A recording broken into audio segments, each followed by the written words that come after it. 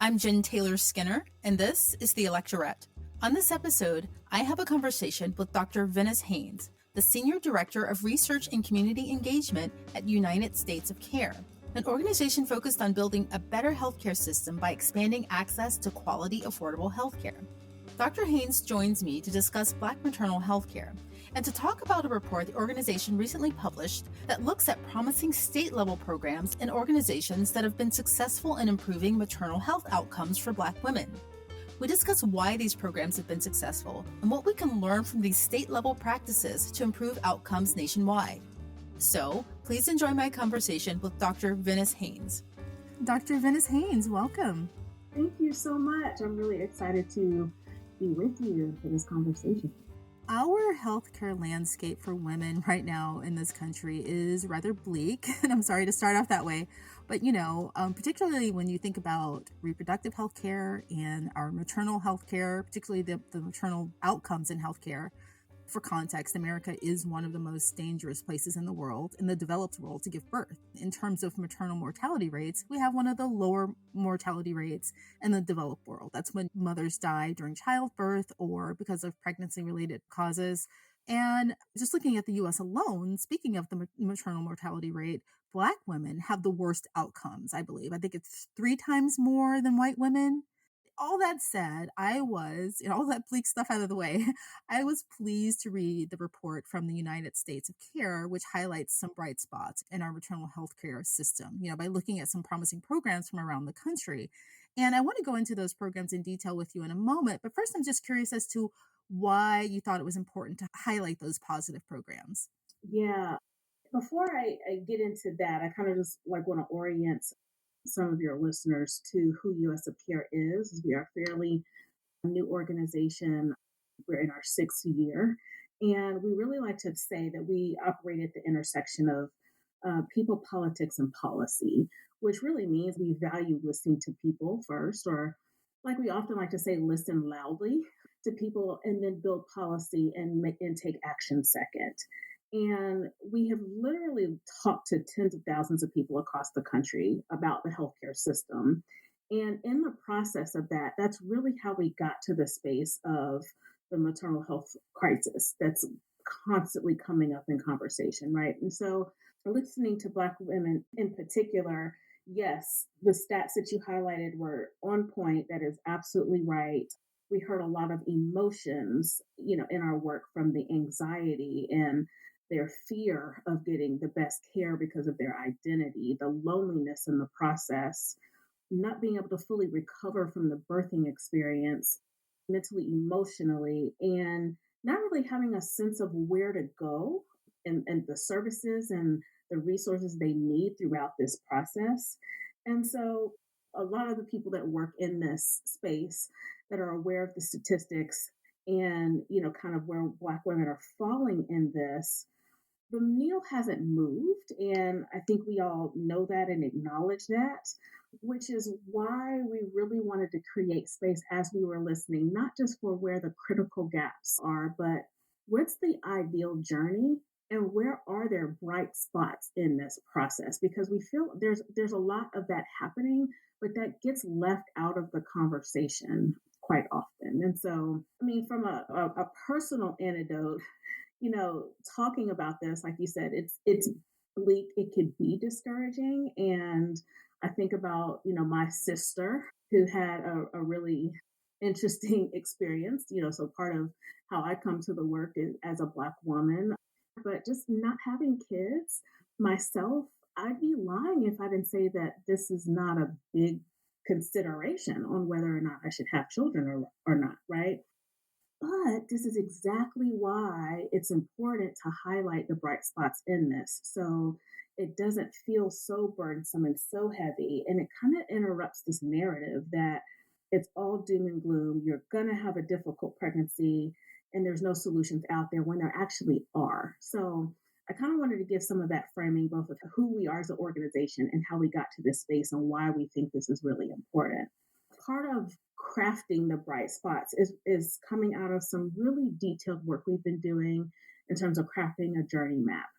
And It's really capturing the experience from preconception all the way to postpartum and child wellness, where we highlight some of those things that I just mentioned, right? Those critical gaps in failure, those pain points. But what's the ideal journey? Because we want to make sure that we're not solving for just, the floor of better mortality rates. We want to have an overall better experience for women of color and Black women in particular on their pregnancy journey. And that is kind of where the bright spots was born out of, just to say, here's where we need to be striving and do more of this. We don't need to reinvent the wheel. There's a lot of great examples of great work that organizations have been doing for quite a while, actually, to address some of the pain points that women are experiencing. So we've been really excited to get in and uncover some of those organizations and programs across the country so that we can start to bridge the gap with what's happening and where we can scale up. Yeah, and I'm really glad to see reports like this out in the world because if you just listen to our current news cycle, it's easy to fall into despair around this issue. And you mentioned a personal anecdote. I actually had a friend several years ago, a Black friend. We were celebrating actually her, upcoming the birth of her second child, and she mentioned that she was afraid, and it just kind of took me aback. I had a kid years ago. He was much older, so I wasn't going through that myself, but I hadn't really thought about that. It's a time for celebration, but then there are fears that childbirth again is can be dangerous for many of us, right? And particularly for Black women. So again, it's it should be a time for celebration. In your report though, and again, I was glad to see that the report came out, but you referred to something called community-based organizations or CBOs, right? And those are community-based prenatal or perinatal healthcare workers. And so if I'm a pregnant person and I want to seek the help of one of these CBOs, what role would they have in my pregnancy compared to a traditional healthcare center? Yes, I love that question so much because community based organizations, I don't think get the praise and honor and respect that they deserve for all that they do. Think about when we talk about how the system is set up. And I think it's not lost on anybody that it's just a whole mess. And people just generally can't get what they need across the board. And so in the pregnancy experience, it's almost like it's so saturated, it's so overrun, everyone's burnout. People often feel like they're like a cog in a wheel, like a cafeteria assembly line. They get you in, they get you out. Community based organizations can fill those gaps. What questions do you have? What services do you need? And it's not always a one size fits all. So the beauty about community based organizations is they are structured to understand first and then meet the needs of their specific communities and understanding what women are needing in that particular area. Is it a gap in childbirthing classes? Is there a gap in lactation support? Is there a gap in some of what we call the social drivers or social determinants and structural determinants that need to be met? And they can come in and meet those needs more readily than some of the systemic structures that are out there can do. And so that's why I say I don't think they get the praise and honor that they deserve because that's a lot of work and there's so many resources, both monetarily, personnel wise, and the like, that go into being able to meet those needs. And they're really on the front lines, filling in the gaps and meeting women where they are with what they need. But sometimes it can only go so far, and depending on where they are and what they're offering, they often need support so that they can continue to sustain those services that they're providing for those communities. It's funny that you mention a cog in a wheel because you hear people complain about going to the doctor, not just pregnancy related visit, but just for any visit, right? And people complain that, oh, my doctor rushed my visit. They don't really have time to really take the time to listen to me and listen to my needs. And that doesn't really change because you're pregnant, right? A lot of the healthcare systems and workers are kind of overworked and kind of squeezed. So that doesn't really change just because you're seeing a doctor for pregnancy. So reading your report, I see that a lot of them have achieved better outcomes, right, than traditional healthcare. How have they achieved that? It's because they're right there and they take the time to listen and understand first, right? And so I always like to double down and reiterate that community based work is not a one size fits all approach because every community needs different things. They have different things at their disposal and similarly don't, depending on where you are. And so community based organizations are sensitive to that. They see that and they adapt and create programs and services accordingly. Some are able to track where they are with women coming in the door. I'm putting on my evaluation hat really quickly to say, like, okay, in 2019, we were here. And in 2023, we've been able to improve, lactation support. We've been able to decrease the number of women that have been experiencing postpartum depression. Pick the metric, pick the indicator, because they're right there and can understand and adapt and create the services that women need. And it's really just taking the time, right? Again, when you go into more like hospital systems or doctors' offices, and this is by no means any, knock on providers. I think in some instances they're doing the best they can. And women just need more. They need to feel seen, they need to feel heard, especially first time moms. I can't tell you the number of times that we've heard women, having to go to Google or Facebook groups to get just their simple, basic questions answered, or where do you go if you have this concern, or, this, that, and the other. And so community based organizations paying attention to those things, understanding where women are starting, can be able to craft programs to be able to say, well, let's understand this and figure out how we can close those gaps more readily. So there's an organization that you mentioned in the report that I really like. It's called, and tell me if I'm pronouncing this correctly, Mama Toto, Mama Yes, Toto Village, right? yes, Mama Turtle Village in DC.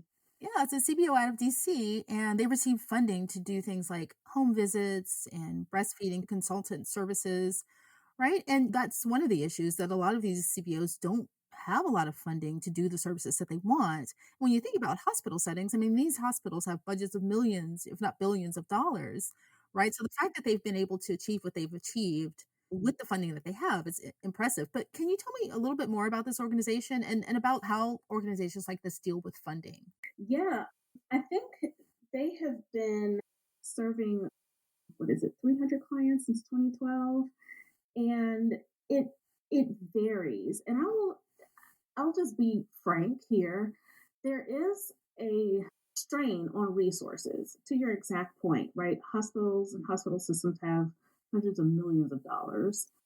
There's grant funding out there, there's a lot of different funding sources. And depending on the sector that you're in, there's not always the equal distribution of these resources. And, Mama Toto Village has been phenomenal in understanding what the needs are in those communities and refining those and using that to say, hey, we've been able to make an impact. We have had zero cases of maternal mortality since we've been in operation, and they can turn that into dollars. But everybody is not able to do that to the same level. And so that's actually one of the trends that we have been seeing in some of the other organizations, right? They kind of have to diversify how they get the funding for their organization based on what's available to them. The funding is, I think, always a struggle, but they find creative ways to get the dollars that they need.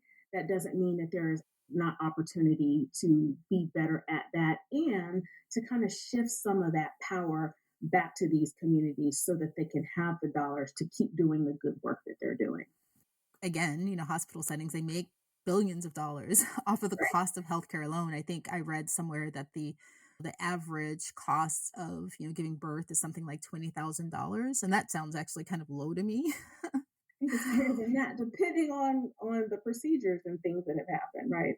And I want to ask you about other countries. I don't know how much the organization is spent on looking at how other countries have better outcomes, but services like the ones that you've mentioned, like home care services, home visits, doula services, a lot of countries that have better outcomes than we do here in America have those folded into their national healthcare system. And it's provided on a national level. Is that a goal that we want here in America where we won't have to do this kind of piecemeal approach and have these good organizations and good people in these organizations just kind of fighting for funding to do better by the pregnant people in this country?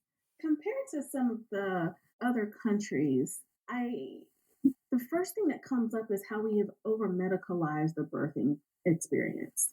I think about in the Black community in particular, doulas and midwives were how we brought children into the world from the beginning.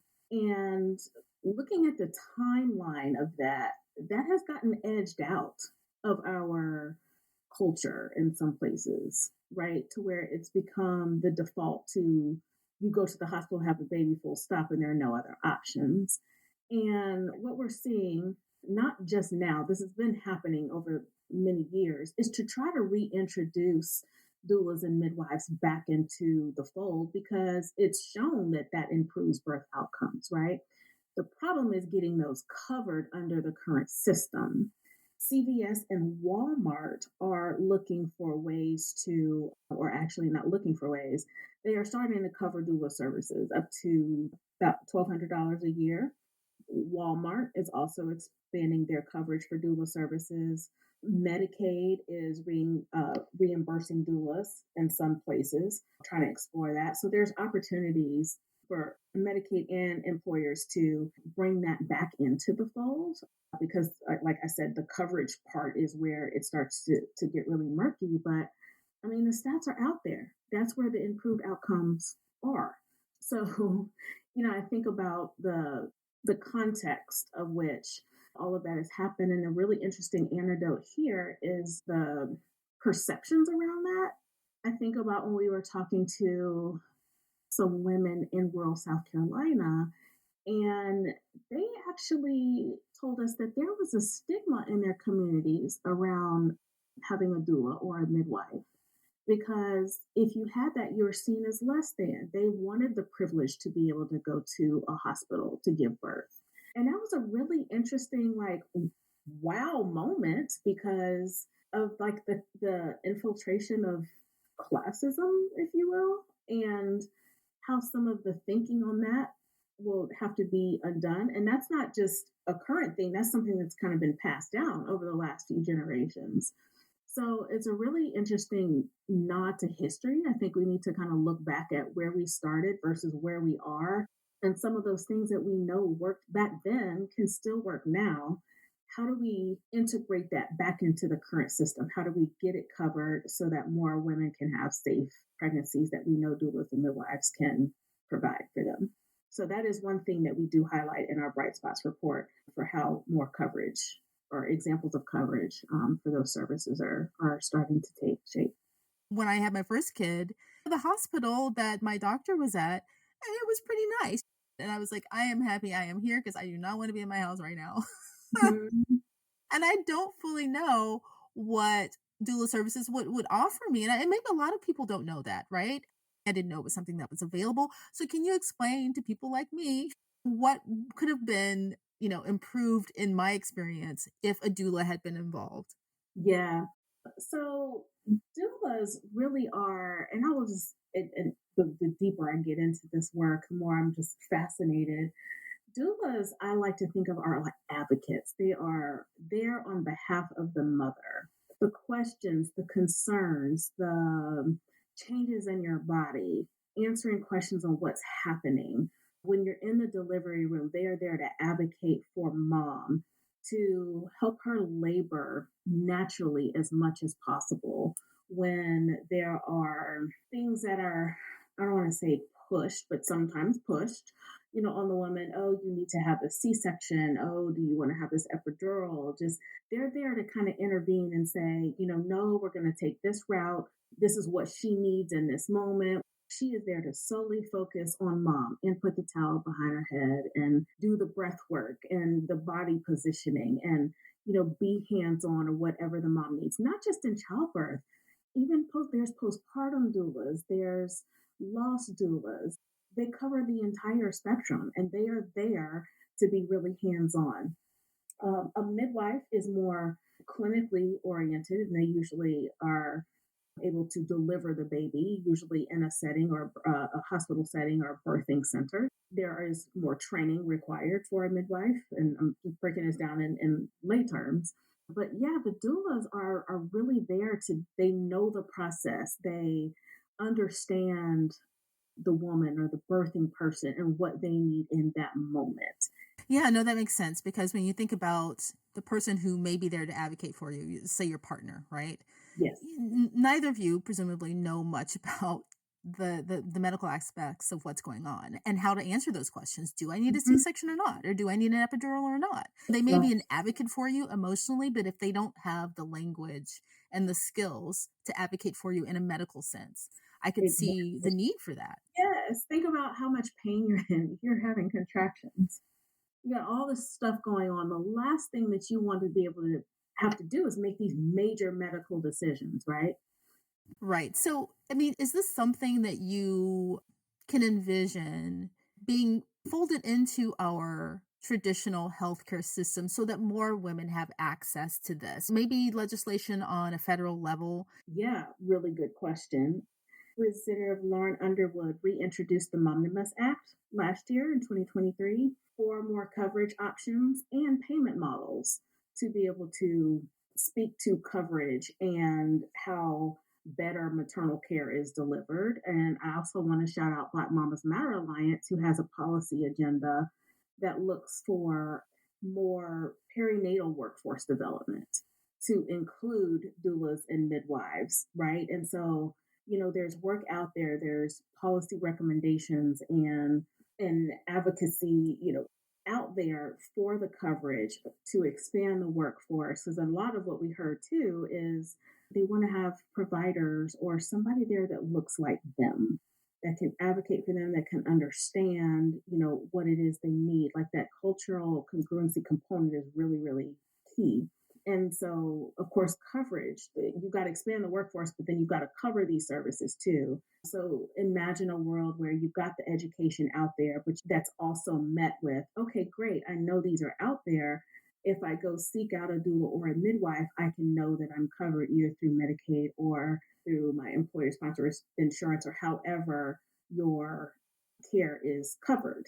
And so that's a big part of some of the work that's out there to try to get passed. So I think there's different levels, state by state, sector by sector, that we need to understand and understand the landscape. But there's plenty more work to do. For your listeners, in the course of building out this report and doing this work, there are really four themes that came out. Number one is that CBOs are identifying diverse and creative streams for sustainable programs and services, and there needs to be more of that. They're really starting to center equity as an explicit goal and craft programming and services to achieve that. And so, California Birth Equity Collaborative is one that I want to lift up that's doing that work really well, as well as the WIN Network in Detroit, where they have their centering pregnancy model.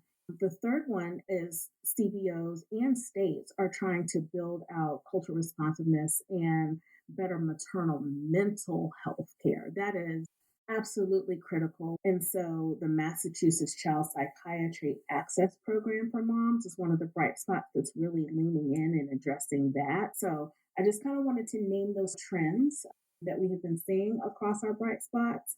And we know that, when this report comes out, and even those that we've highlighted and highlighted in a short time here, that is by no means an exhaustive list. There's so much good work out there happening. And if I had a call to action or final word, I would say, let us know if you're listening to this or you know of organizations that are out there doing amazing things and need to have more attention. Just let us know. We want to catalog those. We want to give everybody that's doing their flowers, that's doing this great work, because we need more of it and it needs to be. No. That's really promising, and I'm glad to hear that I myself won't be having any more children. But Fair. I look I look forward to the landscape being better for the people who come after me, my daughter, my nieces, and just all the women and the people out there, the pregnant people want to be pregnant, having a better healthcare landscape with all of these services kind of built in so that everyone can get the care that they deserve and they need. And I thank you for your good work. So, Dr. Venice Haynes, thank you so much for joining me. And again, thank you so much for your good work here. Thank you so much for having me. And we appreciate all the work that everybody out there is doing to solve this crisis once and for all.